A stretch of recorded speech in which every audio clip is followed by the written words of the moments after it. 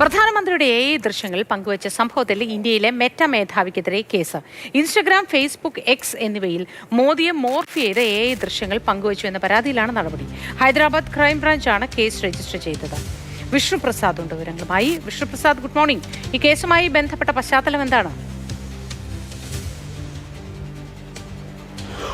പ്രധാനമന്ത്രി നരേന്ദ്രമോദിയെയും അതോടൊപ്പം തന്നെ കേന്ദ്ര വിദ്യാഭ്യാസ മന്ത്രിയായിരുന്ന ധർമ്മേന്ദ്ര പ്രധാനെയും ഒപ്പം തന്നെ അമേരിക്കൻ പ്രസിഡന്റ് ഡൊണാൾഡ് ട്രംപിനെയും എല്ലാം തന്നെ ചേർത്ത് വെച്ചുകൊണ്ട് അശ്ലീല ദൃശ്യങ്ങൾ സമൂഹ മാധ്യമങ്ങളിൽ വ്യാപകമായി പ്രചരിപ്പിച്ചിരുന്നു എന്നതാണ് ഈ കേസിന് ആസ്പദമായ സംഭവം.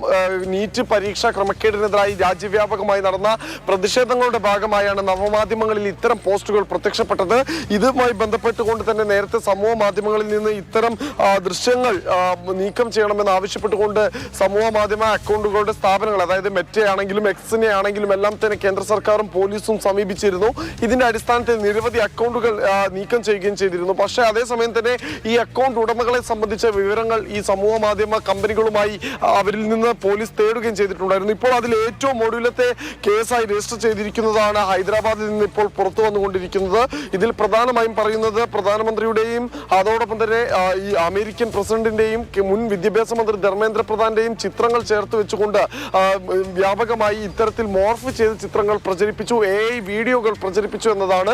ഈ സംഭവവുമായി ബന്ധപ്പെട്ട് 2 ദിവസം മുൻപ് മെറ്റയുടെ ഇന്ത്യയിലെ ഉദ്യോഗസ്ഥർ ഹൈദരാബാദ് പോലീസിന് മുൻപാകെ ഹാജരായി ഇത്തരം പ്രചരണങ്ങൾ തടയാൻ തങ്ങൾ എന്ത് നടപടി സ്വീകരിച്ചിട്ടുണ്ട് എന്നത് പോലീസിനോട് വിശദീകരിക്കുകയും ചെയ്തിരുന്നു. പക്ഷെ അതിൽ തൃപ്തികരമല്ലാത്തത് കൊണ്ടാണ് നേരത്തെ ഈ സമൂഹ മാധ്യമ അക്കൗണ്ടുകളിൽ ഇത്തരം പോസ്റ്ററുകൾ പ്രചരിച്ചതിൽ കൂട്ടുപ്രതിയായിക്കൊണ്ട് മെറ്റയുടെ ഇന്ത്യയുടെ മേധാവിയെയും പ്രതി ചേർത്തിട്ടുള്ളത്. അതോടൊപ്പം തന്നെ ഈ സമൂഹ മാധ്യമ അക്കൗണ്ടുകളുടെ ഉടമകളെയാണ് കേസിൽ പ്രധാന പ്രതികളായി ചേർത്തിട്ടുള്ളത്.